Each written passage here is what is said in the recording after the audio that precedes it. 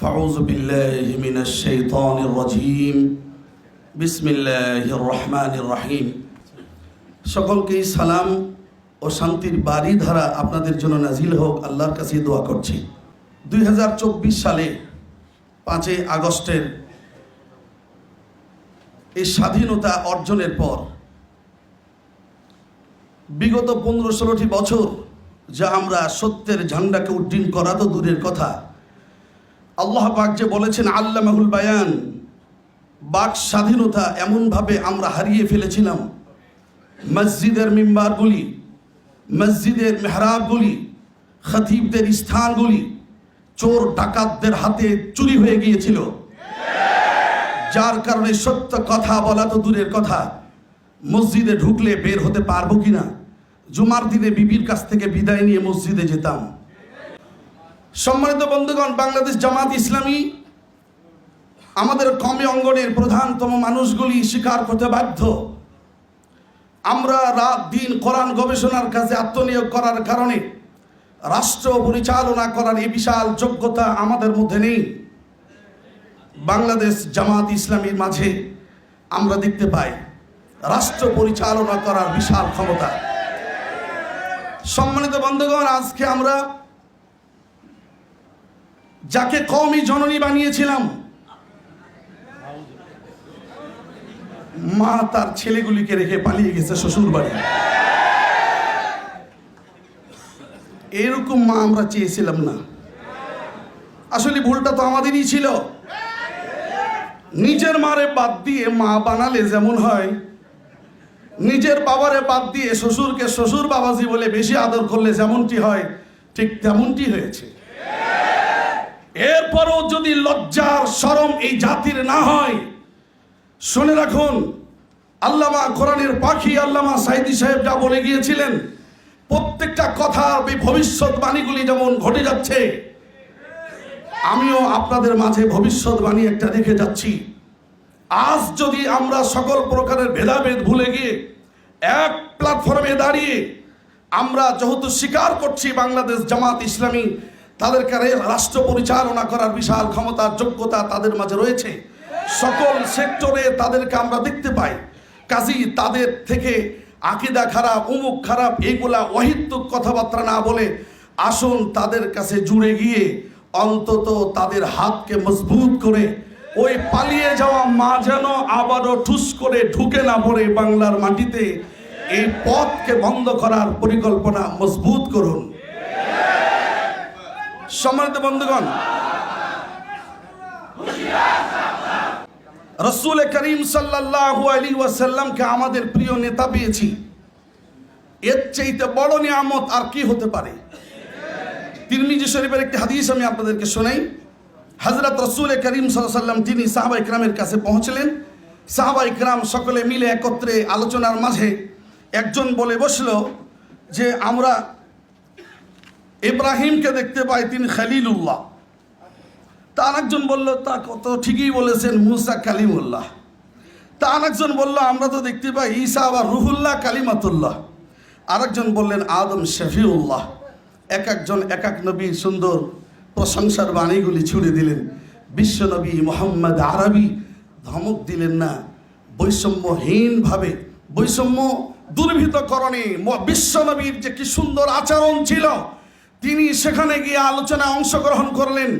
সমস্ত কিছু শোনার পর বলেন, সাহাবীরা তোমরা তো সকলেই বলেছ, আমি একটু কিছু বলি, তোমরা শোনো। আমি হইলাম আনা হাবিবুল্লাহ লা ফখরা আলাইহি, আমি হইলাম আল্লাহ পাকের বন্ধু হাবিব, লা ফখরা আলাইহি, এটা নিয়ে আমি ফখর করি না। মহতারাম বন্ধুগণ, খলিলুল্লাহ, কালিমুল্লাহ, ঈসা রুহুল্লাহ, শফিউল্লাহ, সমস্ত কিছু হাবিবুল্লাহর মধ্যে ঢুকে আছে। সুবহানাল্লাহ। আল্লাহর হাবিব বিশ্বনবী মুহাম্মদ সাল্লাল্লাহু আলাইহি ওয়াসাল্লাম বলছেন, আমি কি তোমাদেরকে আরো বলবো না, আমি হইলাম আনা হামিলু লিওয়াইল হামদ ইয়াউমিল কিয়ামা লা ফখরা আলাইহি, ময়দানে মাহশারে হামদ সানার ঝান্ডাকে আমি একমাত্র উড্ডীন করব, আর এই প্রশংসার কালিমার পতাকার নিচে আল্লাহ সুবহানাহু ওয়া তাআলা আদম থেকে ঈসা পর্যন্ত সমস্ত নবীকে হুকুম দেবেন, তোমরা আশ্রয় নাও, তারা সেখানে আশ্রয় নেবে আমার পতাকা ছায়াতলে। আমি আপনাদেরকে আহ্বান করব, আসুন বাংলাদেশ জামাত ইসলামী পতাকার নিচে আমরা ছায়া গ্রহণ করি। যদি তা না হয়, এমন একটা দিন আমাদের জন্য আসবে, এখন তো অন্তত ফজর হয়েছে, এমন একটা সময় আসবে ফজর আর হবে না। মুহতারাম বন্ধুগণ, রাসূল করিম সাল্লাল্লাহু আলাইহি ওয়াসাল্লাম তিনি বললেন, তোমাদেরকে আরো শোনাবো, আনা আউয়ালু শাফিঈন ওয়া আউয়ালু মুশাফফিঈন ইয়াউমাল কিয়ামা লা ফাকরা আলাই। হুজুর সাল্লাল্লাহু আলাইহি সাল্লাম বলছেন, ময়দানে মাহশারে আমি কেবলমাত্র সবার অগ্রভাগে সুপারিশ করার সুযোগ পাবো, আর আমার সুপারিশ গ্রহণ করা হবে, লা ফাকরা আলাই, এই জন্য আমি অহংকার করি না।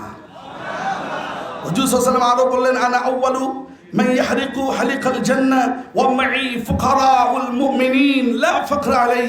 আল্লাহ পাক আমাকে এমন সুযোগ দিবেন, জান্নাতের কড়ায় আমি সর্বপ্রথম দরজায় ধাক্কা দেব, দরজা খুলে দেওয়া হবে, আমাকে ভিতরে গ্রহণ করা হবে, আর আমার সাথী হিসাবে আমার উম্মতের মুমিনিন যারা, এরা আমার সাথী হবে। সুবহানাল্লাহ। ফুকারাউল মুমিনিন, মুমিনদের মধ্যে যারা দরিদ্র অসহায়, এরাই হবে আমার সাথী। সুবহানাল্লাহ। তাই তো যুবক ভাইরা, এটাই বলতে হয়, जान भी मैं दे दूं खुदा की कसम, अगर कोई मांगे मुस्तफा के लिए जीवन যদি দিতে হয়, ওই বিশ্ব নবীর শানে দাও, যে বিশ্ব নবী মুহাম্মদ আরবি সকলের জন্য উৎসর্গ করেছিল তার জীবন।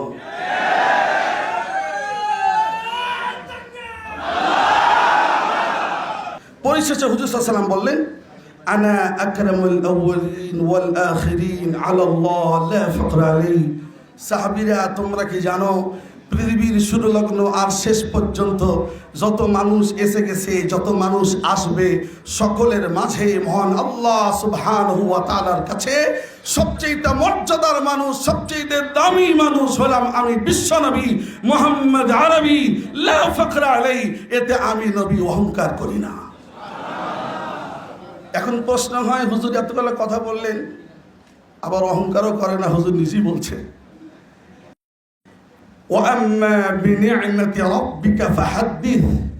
সূরা দুহার 11তম আয়াতে মহান আল্লাহ তাআলা বলছেন, নবী গো, আমার দেওয়া নিয়ামতগুলি আপনি জাতির সামনে বয়ান করুন। আমি নিয়ামত তোমাদেরকে দিয়েছি, তোমাকে দিয়েছি, এগুলা প্রকাশ করুন। ভাইরা, এখন তার নবী নেই। 15-16টি বছরের অমাবস্যার রাতের কষ্টে যাদের মনে রয়েছে, বাড়ির ভিতরে স্বামী স্ত্রী ঘুমিয়ে আছে, কোন সময় কোন বাহিনী এসে নিয়ে চলে যাচ্ছে, আয়না ঘরের নামে যে বাইনা আমাদের সাথে দেওয়া হয়েছে, এই সমাজ আর দেখতে চায় না, এইরকম রাত আর দেখতে চায় না। যদি আমরা হুঁশিয়ার না হয়ে যাই, সামনে এমন একটা সময় আসবে, আয়না ঘর আর খুঁজে পাবো না, ঘর থাকবে দরজা থাকবে না। সুতরাং আসুন, বাংলাদেশ জামাত ইসলামীর এই পতাকা তলে আশ্রয় গ্রহণ করে আমরা কাঁধে কাঁধ মিলিয়ে আমি আপনাদের কাছে আকুল আবেদন করব, বাংলাদেশ জামাত ইসলামীর ঊর্ধ্বতন কর্মকর্তাদের কাছে, আমাদের কওমি অঙ্গন সহ ইসলামী দল যতগুলি আছে, চরমনায় পীর সাহেবের দল, খেলাফত মজলিস ইত্যাদি, মোটামুটি 4-5টা দল যদি আপনারা একত্রিত হন, ওরা যদি 14 দল একসাথে হইতে পারে, আমরা কেন পারি না? যদি 4-5টা একসাথে হওয়া যায়, আমাদের ক্ষমতা ঠেকায় কে? কথা ঠিক কিনা বলেন? মুহতারাম বন্ধুগণ, যদি আমরা সামনে এরকম পরিবেশ পেয়ে যাই, তা আলহামদুলিল্লাহ আমাদের এই জবান দিয়ে কোরআন যা শিখেছি জাতিকে তা বুঝাতে পারবো, কোরআন যা পেয়েছি মানুষকে তা বুঝাতে পারবো, আর এই দিনটা আমরা দেখতে চাই। পারবো তো ইনশাআল্লাহ ভাইরা? আল্লাহ তাআলা আমাদের সকলকেই আমল করার তৌফিক দান করুন। আসসালামু আলাইকুম ওয়া রাহমাতুল্লাহি ওয়া বারাকাতুহু।